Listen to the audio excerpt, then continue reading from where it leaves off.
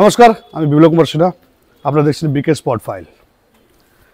শীতের রাত্রের একদম ভোরবেলা, তখনও কিন্তু মানুষ ঘুমোচ্ছে, আর পাশে আছে রেলওয়ে একটা কলোনি। আর কলোনির এক কোণে বাথরুমের বাইরে ঠান্ডা মাটিতে কে বা কারা যেন ফেলে গেছে একটা সদ্যজাত কয়েক ঘন্টা আগে জন্ম নেওয়া একটা শিশু। জন্মের রক্ত তখন তার শরীরে, গায়ে নেই কোনো চাদর, কোনো কিচ্ছু নেই, কোনো মানুষ নেই আশেপাশে। তবুও কিন্তু শিশুটি একা ছিল না। তাহলে কে ছিল তার সাথে?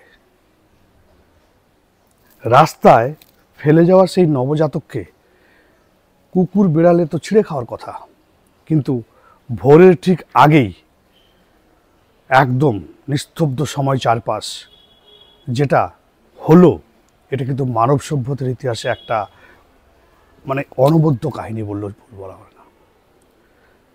সেই কুকুর বেড়ালগুলো, রাস্তার যে কুকুর বেড়াল, সেই কুকুর বেড়ালগুলো পাহারা দিচ্ছে ওই সদ্যজাত শিশুটিকে। কোনো ঘেউ ঘেউ করছে না, কেউ ছিঁড়ে কামড়ে খাওয়ার চেষ্টা করছে না, পাহারা দিচ্ছে তারা। তারা তারা যখন বুঝতে পারছিল যে এই শিশুটি পৃথিবীতে নতুন এসছে, নতুন একটি প্রাণ, নিষ্পাপ একটা প্রাণ, তাকে বাঁচাতে হবে। এটা ঘটেছে কোথায়? নবদ্বীপ এলাকায়, নবদ্বীপের রেলওয়ে পাশের কলোনিতে ঘটেছে। সেই ভোরের আগেই, যখন বাসিন্দারা ঘুম থেকে জেগে উঠছে, তারা দেখছে যে কুকুরগুলো, বেড়ালগুলো ঘিরে, সদ্যজাত শিশুটিকে ঘিরে বসে আছে।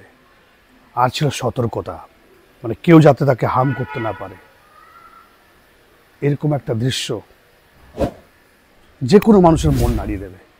আজকের সমাজে যেখানে মানুষ কাটাকাটি, মারামারি, হিংসা, ভাই ভাই সম্পর্ক নেই, মা বাবাকে দেখছে না, ওল্ড হোমে পাঠাচ্ছে, সেখানে এই সদ্যজাত শিশুটিকে কয়েকটা প্রাণী, কুকুর, তাহলে ভাবতে হবে সেই কুকুর প্রাণীর, যে কুকুরকে আমরা কোর্ট বলছে এখানে ঢুকিয়ে দাও, ওদেরকে রাস্তায় রাখা যাবে না, রাস্তা নোংরা হচ্ছে, ওদেরকে তুলে রেখে দাও, স্ট্রিট ডগদেরকে বাদ দাও। আর সেই কুকুর আজ দেখিয়ে দিল যে মানবিকতার সঠিক মুখ কাকে বলে।